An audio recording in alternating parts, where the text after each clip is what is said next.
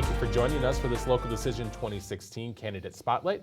I'm sitting down with Tom Ryan, Mayor of Blaine, who's running for re-election, and you have a primary this year. August 9th is the primary election, and we just want to give you a chance to reintroduce yourself, I suppose, to the citizens of Blaine and the voters and the viewers today. And that's kind of where I want to start, and just give you a chance to introduce yourself and explain why you decided to run for re-election. Okay. My name is Tom Ryan. Actually started when I was 41 years. I ran for the Planning Commission and was appointed. I served 10 years on the City Council before I ran for mayor, and I served the last 20 years as mayor. And I was a truck driver during the 10 years of a council member, and part of the mayor's challenge. And until you have this job, you don't understand what it takes to do it. But I ended up taking 2 weeks vacation every year for this job, and 1 or 2 days at a time, or I probably would have lost my job. Nobody thinks about that, but it was a serious thing, even though the state you can't be removed for that reason. But it was something I had to do. I probably in some points overdo, but when I took on this task, I thought I'm going to do the best I can, and I think I've done that for 30 years. Okay, and why did you decide to run again? Was there motivations behind? I just always kind of hoped that somebody would come behind me that had the same passion of what I see. And I do a lot of all the meetings and stuff, and I'm not seeing that anymore. Mm-hmm. But I don't know if that's the new way things are, but I've always been that way. And my dad always taught me when I started this thing to use 15% of your heart and 85% of your brain. You'll be just fine. And I love the job. I love working with people. I have ever since the day I started, and I think that's the main reason. I think I've got a lot of experience to give back. So is there more to accomplish? What do you want to keep working on if you're reelected? What are things that you would like to see done for the city of Blaine? I don't think you ever stop with traffic. It's in every city. It's in every small city. No matter what neighborhood you talk to them, there's something going on. We learned that Unite to Unite, that this year we're going to put on 2 officers if the council supports it in the budget, and I think they will. And we were going to bring the 4 liaisons back from the schools, and we did that, but it's still not enough to cover. We lost 4 detectives in the last couple of years to Anoka County, so you have to replace those people, and we don't seem to be able to get up to par in that. So we'll put 2 traffic police on, and people are rolling through stop signs, going through stop signs, speeding, and it's going to make probably for some angry political times, because people are going to get tickets. And I don't think, as far as I'm concerned, there's going to be any warnings. People are fed up with it, and we have to show that whether it's liquor sales or whatever, they're going to get it. Mm-hmm. Moving forward, how will you work to build unity in the city? If you're reelected, not everyone's going to vote for you. No. It doesn't work that way. No. How do you work to represent the whole city, not just those who are supporting you and your candidacy? Well, over the years, you think you don't know. I went 2 terms without any elections, so you kind of get confused in that. But it's every issue to me is important. Everybody says, well, do you want to key on one certain issue? And I don't. I want to do them all. And traffic, you got water is going to be major here. The cost of it is going to be somewhere between $20 and $25 million, and nobody understands that. And not just that, but to create a non-political thing like global warming and everything else, to get people to understand the water that they waste. We have sprinkler heads that are going right down the storm drain. And more or less try to listen to everybody. I have office hours every Tuesday from 2 till 5:30. So that I don't think anybody's ever done that here, to listen to it, and they've been 95% positive. People just want to talk. They don't like to be on camera. They like to just kind of spill right in front of you and get it out, and I think it's great. Mm-hmm. I enjoy that, but there'll always be issues. I think I try to think all the time, but you really have to do them all. You can't just do one. We have an issue with Highway 65. I'm on that. Those meetings are in Cambridge, and they happen way up there, and you have to realize that bridge probably won't happen for 20 years, but you have to start. I got the 3 bridges last time. Everybody said you'll never get it. We got it. I chaired those meetings. So the intersection on 109th and 65 is key in Mora, it's key in Cambridge, and it certainly is key here. If you have to stop on each side of the light for 3 minutes, it doesn't work. And people are angry about that. And you know, Highway 35 right now is, I started it 24 years ago. And we're just now 3 years away from the new changes on Highway 35, which are going to be major. But that's how long it takes to get a project. What are your thoughts on the proposed community center? Is it something that you're in favor of? I mean, I know all the details are still a little bit not there if there's going to be a referendum in November potentially. What are your thoughts on a community center for the city? I think we're to a point with the young families that are here. I think if we don't do it now, I don't think it's ever going to happen. And I think the YMCA, we started over a year ago. Well, the elected officials have stayed out of it. They're now just saying that on August 20th they'll have an answer. Well, that's key. That's key to operations. And it isn't just the total cost of the bond, it's the operations of it. And I think if the people want it, I've gone to the last 4 meetings, we stayed out of it, but we're to a point now, in 2 weeks, we have to vote on this thing. So we have to get it up to the question. I want it to go to the people and let them have a chance to speak. There's a lot of young families here, a lot of children, and I think they got something to say. I know you mentioned office hours. That's one way you communicate with residents. What are other ways that you work to stay engaged with those that you represent? Well, it's, you know, I have a thing that I do, and I just did it again last night. If somebody wants to play email back and forth with me, I usually ask for their email. They don't give it to her, their phone number. I emailed one last night, and it's a long issue. You can't just, and usually during that process of emails, they get angry. So I like talking to people, and some of them are not answerable. I can't answer every question, but it's just a safer way instead of getting into this debate, and it never ends. And when I can talk to somebody or face to face, you can finish it. And they still may be angry, but that's what I believe in. And I'm starting to get up to technology, but I like the phone. I like the telephone. And I think I'll always be that way. I'll probably go down that way. My kids are trying to teach me, but it's the texting and things like that. I've gotten into so many heated situations over email, and people, when you sit and talk with them, they go, I didn't get that. I didn't understand that. Or they push the send button and they say something they wish they never would have. So we have Night to Unite coming up, and it's a great time to meet. I think we have 160 block parties, and I can probably get to 7 maybe.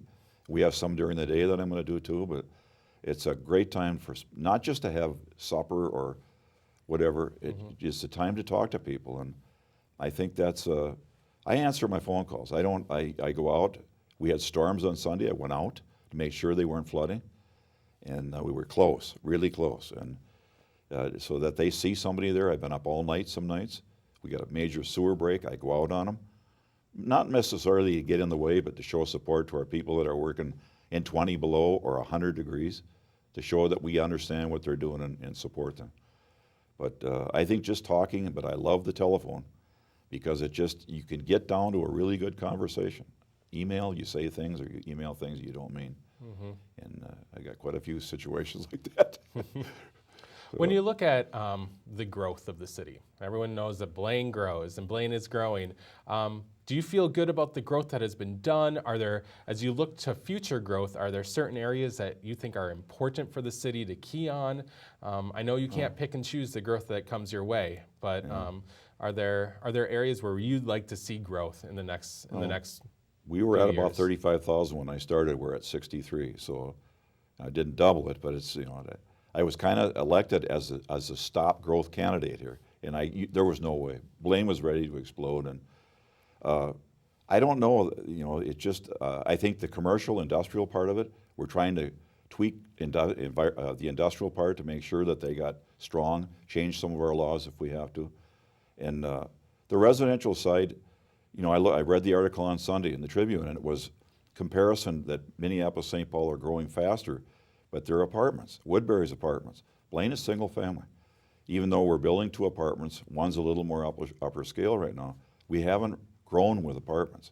We have, it's single family ownership, and I think that's what it is. But we've got economic development. We have Eric Thorvik right now.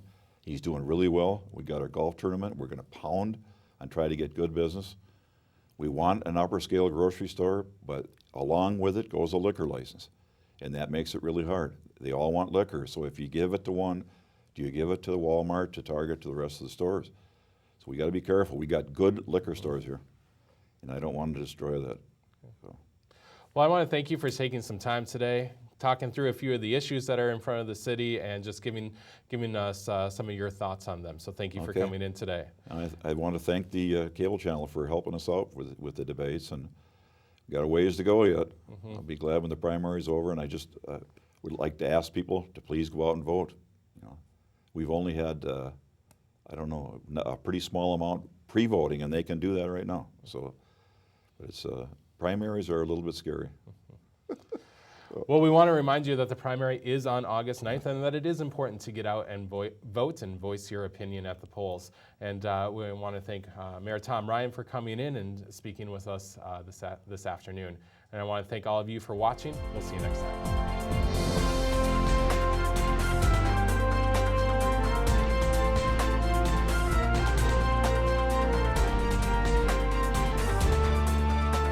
Joining us for this North Metro TV Local Decision 2016 Candidate Spotlight. I'm sitting down with Jason King, who is running for the mayor seat in Blaine in the primary election that will take place on August 9th with 3 candidates. Jason, thanks for being here today, first of all. Thanks for having me. I just want to give you a chance, first of all, to introduce yourself to the voters and to the viewers, and then after that, also just explain why you decided to run for this seat. Perfect, yeah. My name's Jason King. My wife, Stacy, and I have been married for almost 20 years. We have 2 little boys, Asher and Anson. They're 10 and 8, and they go to Da Vinci Academy right down the road here. We've lived here in Blaine for going on 7 years now, and you know, part of my reason for wanting to run is initially I had asked at one point to be on the Parks Board because I was very active in my kids' coaching and just wanted to try to improve the parks. And when I went in to interview the original time, they actually came out before my interview and asked if I had interviewed for the Planning Commission because they didn't have any candidates for it. And so I did, and they asked if I would serve on the Planning Commission. And I did that, and I was very happy to do so. But one of the frustrations I had when I was on Planning Commission is some of the recommendations we would make up to City Council weren't always enacted, and it got a little frustrating. And so I decided to take it upon myself to go ahead and run for City Council, and did so. And same as we're going through now as 2 years ago, went through the primary process and was able to make it through the primary and the general. I've been happy to serve Ward 3 for the last couple years. And one of the reasons I want to run is to make, just like I did originally for Planning Commission, was to make a better place for my kids.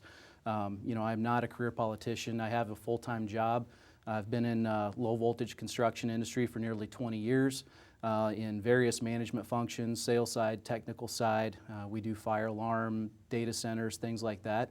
And that's, you know, that's where I make a living. And so this is really for me to make a better place for my friends, my family, and the people that we live around. And you know, I want to have a council that is inclusive, that listens to people, that responds. As you may well know, I was the first new council member on the Blaine City Council in 12 years. And it's something it's passionate to me that I've seen since I've been on there, that I think it's important that we have new blood, not just on council, but in the position of mayor and other leadership roles within the city. As the city grows, we need fresh perspective, and that's one of the reasons I wanted to run, is I do feel that I bring something unique to the city, and I would like to be able to help the citizens and make the city a better place. If you're elected, what do you hope to accomplish? What are goals or things that would be on your agenda to accomplish for the city? Well, a couple of things. One is I would like to make sure we keep the tax levy flat or actually reduce it. The last couple of years we have operated at a surplus, so there has been room to potentially reduce it and still get the extra spending in on necessary items that we need. So I definitely want to make sure we keep the levy low. The other thing is to improve traffic, and that's kind of a dual part. When I say traffic, there's also the flow of traffic, you know, such as trying to get across and up and down 65. But then also has been a very hot issue in Blaine is the traffic safety within some of the residential neighborhoods. And so on council, I have moved forward a plan for a Blaine Traffic Safety Commission, similar to a planning commission, where they would make recommendations on neighborhood improvements such as speed humps, flashing speed limit feedback signs, things like that. Those would go up to council for approval. That kind of eliminates some of the potential infighting between some of the ward members of, well, who gets to allocate the funds, that type of thing. So the recommendations would come from that commission. So that's one thing that I want to move forward. Also to add 2 more police officers to the force that are dedicated strictly to residential enforcement. So they wouldn't be out on 65, they wouldn't be on 14, it would be all in the residential neighborhoods where we know we have the hot spots, we know we have problems. They would help us fix some of those problems. Pardon me. And the other thing, and you kind of touched on it earlier, but something that I am passionate about is I will move for term limits for both the position of mayor and city council. I don't believe that 8 years, pardon me, I believe that 8 years is more than enough to get anything done you need to get done in the city. I believe that there's a lot of very smart, intelligent people, passionate people in the city of Blaine who could do a very good job at city council and mayor. So I would like to see continual fresh blood coming onto the council. If you're elected, how will you work to represent everyone? Those who voted for you, those who don't vote for you, and there's a lot of people running in Blaine this year. There's only 4 seats, but there's a lot of people, a lot of different ideas, a lot of different opinions, a lot of people from different walks of life. Right. How will you, if you're elected, work to bring unity to the council, unity to the city, and bring people together? Well, for me, I see it every day. Whether it's knocking on doors or just talking to people as I'm putting up signs to stop by and want to ask questions. There's people I know out there that don't support me and they have different ideas, and that's fine too. The way we get things done on council is to try to find common ground. We do it all the time. There are things that I might be very passionate about, but maybe one of the Ward 1 council members is not as passionate about. But we work together, we talk, we get the issues out on the table, and we try to find something that's common sense.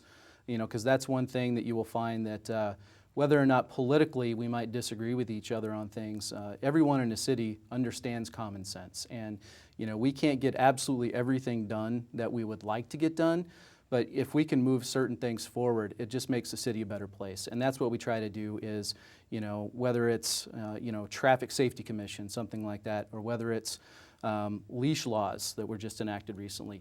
There's certain things that we can do where, maybe we start here and we bring it back down here. It's something to make sense for everyone. But I want to make sure that, even people that, don't like some of my ideas and like someone else's ideas, that's fine.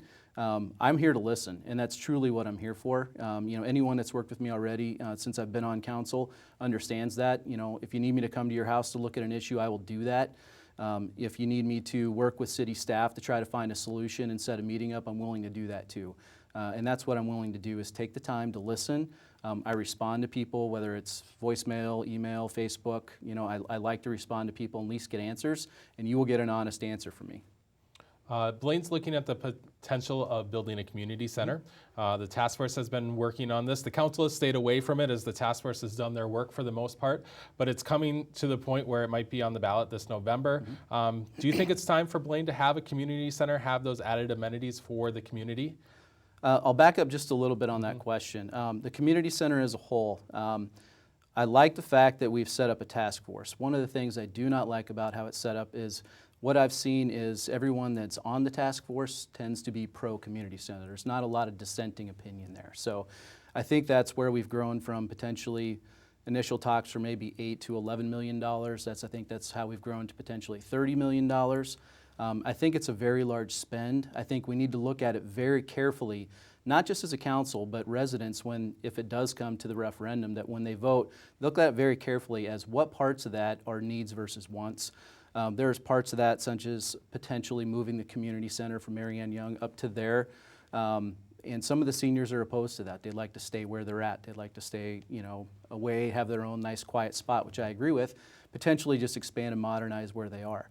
I do like the fact that if we're going to have a long-term operations there, we're looking at partners such as the YMCA to run some of those operations, because from the studies that I've seen, I think it's over 15 different regional community centers, all of them lose money year over year. I don't expect this to be any different, so the voters need to understand that too.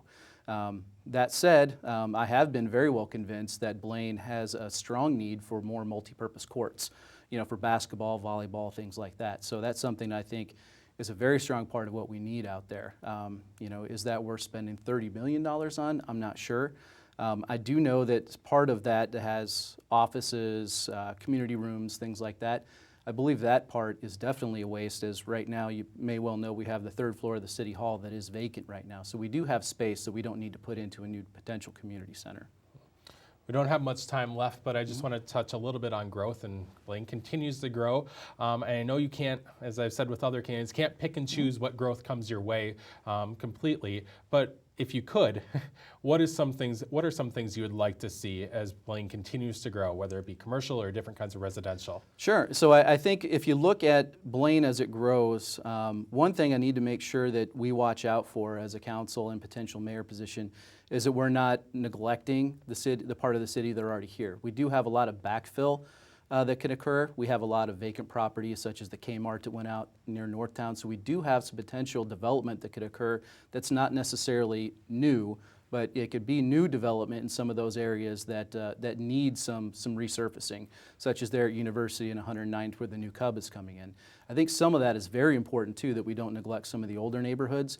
But as far as some of the new growth goes, I know that one thing that not just my wife, but everyone in the city is telling me about, they want a new anchor grocery store, whether it be like a Hy-Vee, Trader Joe's, something like that. So I'd love to see something like that come into the city. But I would love to see more of what we've done with Infinite Campus, more kind of light industrial jobs, more technology jobs, so that the people that live here don't necessarily have to commute to a Maple Grove or something like that for work, or downtown Minneapolis. They can stay right here in Blaine, where we have great parks, great communities, and they can also work here. Well, that's all the time we have, but I want to thank you for coming in and sharing some of your thoughts and opinions with us as we look forward to the primary election in a few weeks. Terrific. Thank you, Ben. Thank you. And I want to remind you that you can all head to northmetrotv.com, where we have complete coverage of Local Decision 2016, candidate biographies, more spotlights like this. They're all available for you there. We'll also have complete election results on primary night, and then again, of course, in November on the general election. Thank you for watching. We'll see you next time.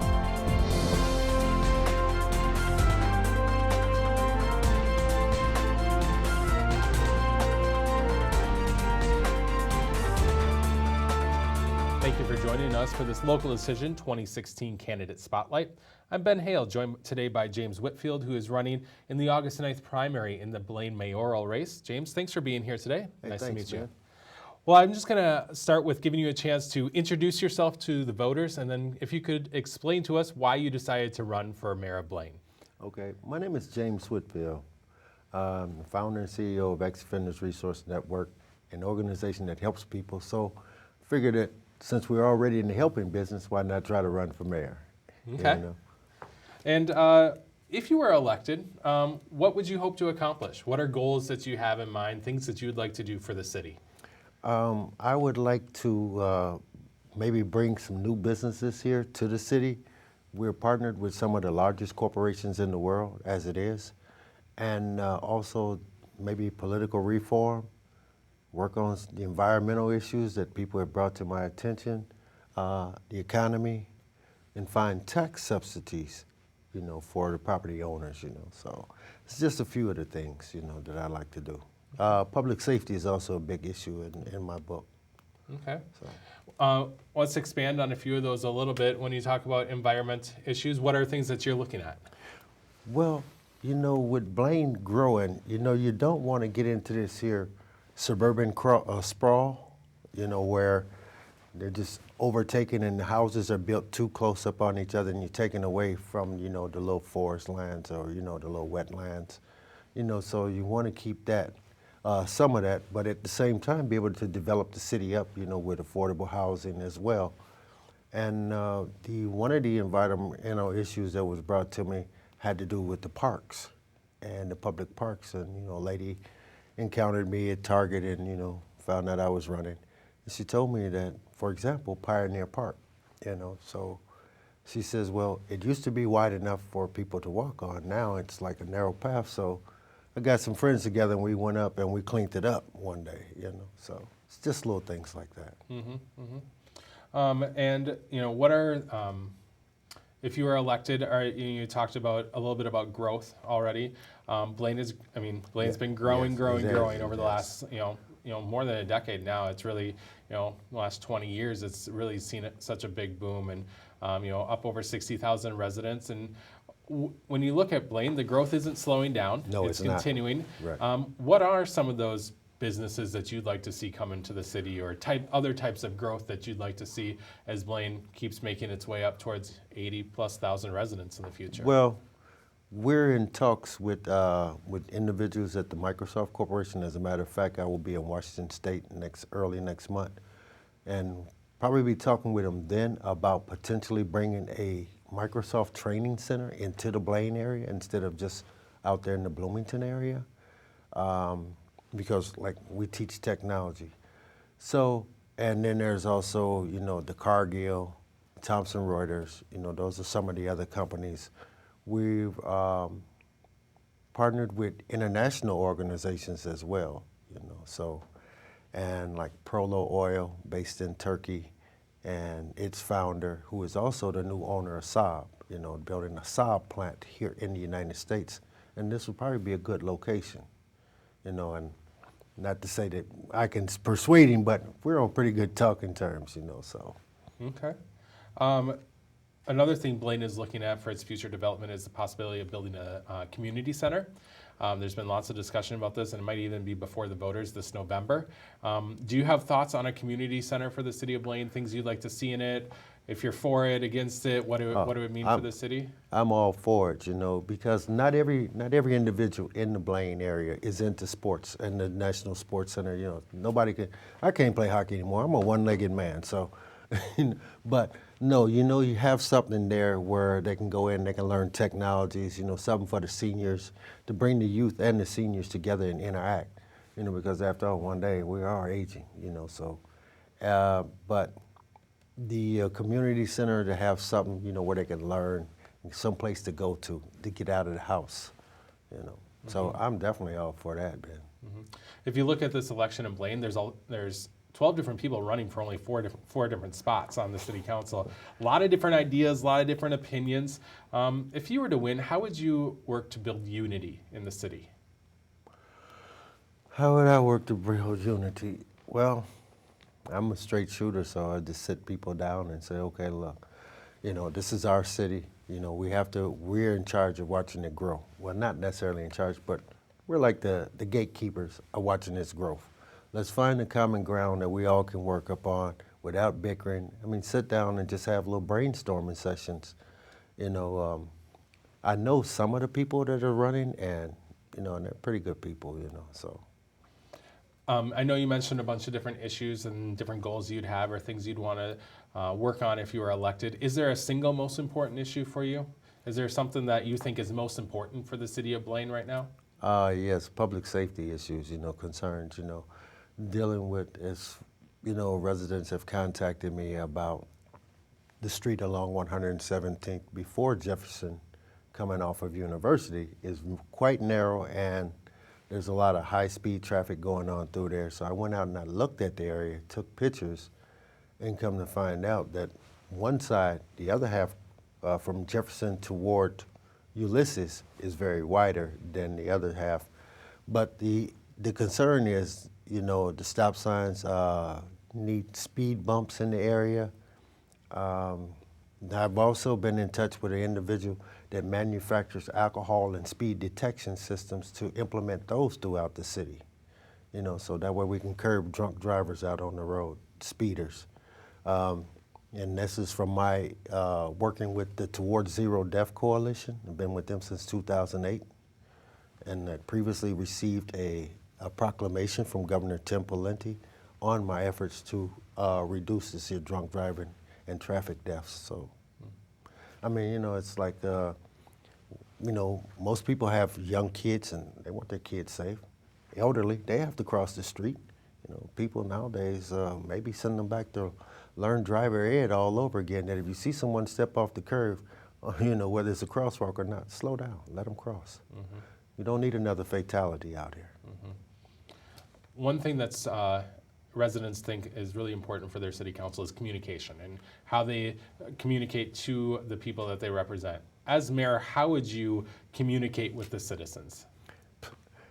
Ben, I'm one of those people that I'm out there, you know. It's like, hey, they might see me knocking at their door. Hey, how are you doing today? My name is James Whitfield. I am the mayor. what issues concern you in this particular area? What issues can we work on collectively as a community? I don't want to be, you know, where it's just cloistered in a small group of individuals making decisions. Let's make it a community thing. I want to finish up our conversation today with just one more question. Just why should someone vote for you? Whew, that's a good question. You know, why would someone vote for me? I think that I'd be a refreshing change for government, and that we bring about some necessary changes and bring people together. You know, that's basically my reason, Ben. Wonderful. Well, thank you for taking some time today, coming in and having a conversation with us. I appreciate it. All right, I appreciate it too, Ben. Thank you. All right. Well, thank you for watching this North Metro TV Candidate Spotlight.